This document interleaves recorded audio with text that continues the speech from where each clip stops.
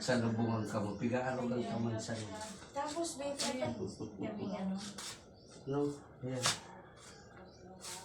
Nakikita mo yan, Dad? Ba't so, ilusyon mo yan? Ayun, langis. Paano siya langis? Lalo, estudyante.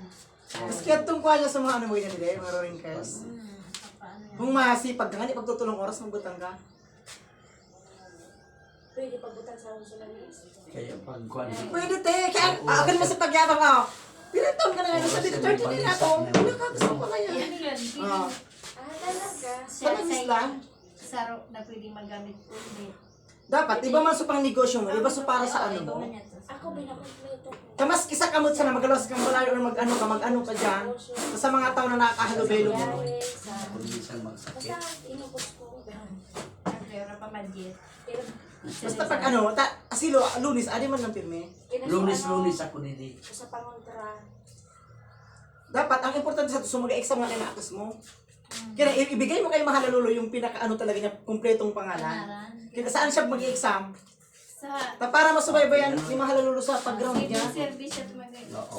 Is-send ko sa konsulta.